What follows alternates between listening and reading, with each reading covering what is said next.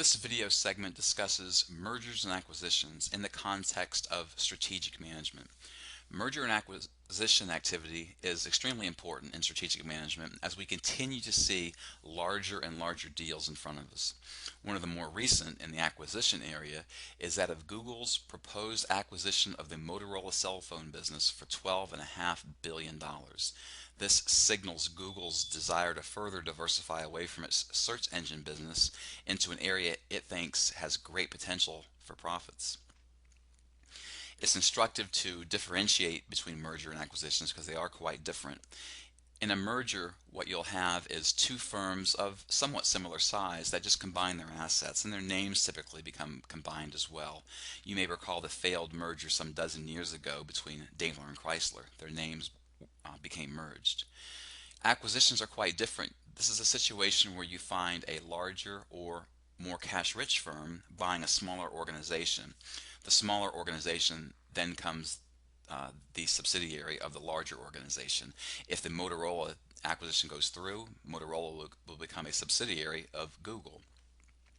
In the not too distant past, Kraft paid $20 billion to purchase Cadbury. Kraft is a United States convenience food manufacturer, and Cadbury is a confectioner into chocolates and chewing gum, and they are located in the United Kingdom. Kraft paid almost $20 billion to purchase all the assets of Cadbury. In the business press, we quite often see merger and acquisition activity discussed interchangeably, but these terms mean something very different, as you can see from this and from this slide as well. In the situation of mergers, you have a situation where either the names become combined or one of the parents may become the dominant player, and they're simply named after the larger or the more dominant organization which comes through in a merger. One of the parents, regardless of how their name changes or does not change, usually emerges as the dominant management team. I don't know what the case in Sirius XM Radio is, but I do know that Daimler, a German company, became the dominant management team of Daimler Chrysler some years ago. In acquisitions, you have a situation where the acquirer, which was Kraft Foods in this case of Cadbury, just buys out all the firm's stock. So they bought all of Cadbury stock for nearly $20 billion. And these types of activities can be either friendly or hostile for the acquiree. There are several types of merger and acquisition activity, and I'm going to detail 5. Vertical activity in mergers and acquisitions could be simply to buy a supplier or customer. So they're vertically going forward or backward to streamline their cost structure. And Johnson & Johnson acquired some time ago Mentor, which is a latex glove company, among other things, to complement its products to become a supplier to other divisions of Johnson & Johnson, hence streamlining its cost structure. In the case of horizontal merger and acquisition activity, we see a situation where you merge or acquire a competitor, and we've seen that in the recent past in so much as that the Dutch firm InBev bought out Anheuser-Busch, thus reducing their competition to some extent. Product extension is a situation where you're buying complementary products or acquiring them to fit your portfolio, and in this case Kraft's acquisition of Cadbury is a perfect example of complementary products. It also exemplifies market extension, which is where you want to go into different markets. If you studied the Cadbury Kraft acquisition, probably the main reason that Kraft wanted Cadbury so badly is that Cadbury does very, very well in some emerging markets where Kraft does not do very well. And namely, those two markets are India and Brazil.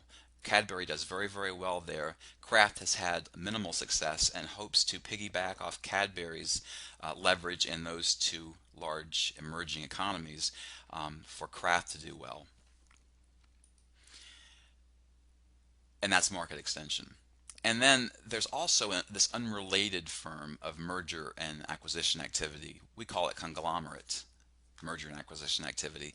And this is a constant strategy that General Electric undergoes. General Electric, if you look at their their web page or their annual report, they are into a wide host of products, from light bulbs to appliances to jet engines to medical imaging products in the healthcare industry, and many more industries as well. So it buys firms that are quite different, but at the same time it diversifies their total risk by being involved in a lot of different industries. The logic behind this: related merger and acquisition activity. When you buy something that's related or you merge two firms that are related, what you hope is that you have value creation, and that is what's hoped from the merger between Sirius and XM. They need to create value because both firms were losing money, and we examine this when talking about the value chain. Part of that value creation is going to become from cost reductions, hopefully through economies of scale, or a larger new satellite radio organization being the new merged company. And also another value creating activity we see called economies of scope, and that is situations where firms can share competencies. And really this goes back to the value chain as well. They can share branding, name, content, subscribers, etc. There are some implementation issues in mergers and acquisition activity, no better illustrated than in the case of Daimler and Chrysler. And that's in cultural differences. A German organization merging with a US organization. Merger and acquisition activity always requires the merging of two different cultures, whether they be from two different countries or from the same country. You're still going to have two different and often quite disparate organizational cultures. That was a big problem for Daimler and Chrysler. Cultural merging involves a number of things. Among other things, it involves the combination of elements of two different cultures: management styles, products, customers, etc.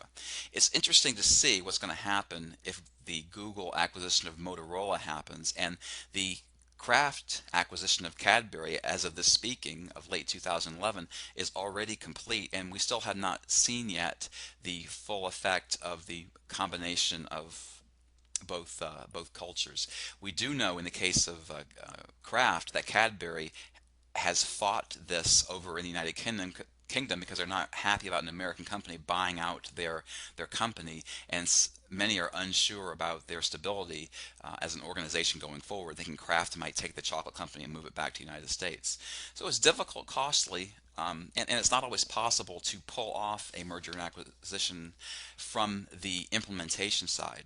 One last thing I'll say is that merger and acquisition activity is kind of risky, but it's especially risky in the international side. Research shows that 70% of all mergers or acquisitions that take place between firms from different countries are going to fail. So if you think about that, your odds of making a merger or acquisition work when you have headquarters from two separate countries, your odds are not very good.